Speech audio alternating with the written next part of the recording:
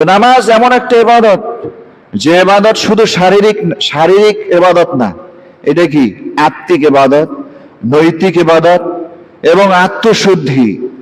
যার আত্মা ঠিক আছে সে নামাজে আসবে, যার আত্মায় পচন ধরতেছে, পচা আত্মা, এ নামাজের দিকে আসবে না।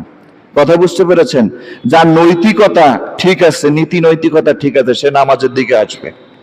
আল্লাহ পাক রব্বুল আলামিন কোরআনুল কারীমে বলেছেন, ইন্নাস সালাতা তানহা আনিল ফাহশাই ওয়াল মুনকার, নিশ্চয়ই নামাজ মানুষকে অন্যায়, অশ্লীল, পাপাচার, নিষেধাজ্ঞাপূর্ণ সমস্ত হারাম কাজ থেকে বিরত রাখবে। সুবহানাল্লাহ।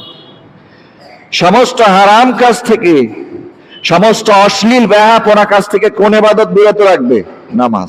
তার মানে যে নামাজ পড়বে তার আত্মা ঠিক হয়ে যাবে, তার আত্মা আর অশ্লীলতার দিকে যাবে না, তার আত্মা অশ্লীলতার দিকে যাবে না।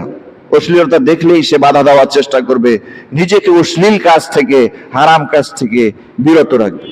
যে নামাজ পড়বে, নামাজ তার নৈতিকতা ঠিক করবে। কথা বুঝতে পারে? অশ্লীল কাজে যে যায় তার নীতি নৈতিকতা ঠিক আছে? ঠিক নাই।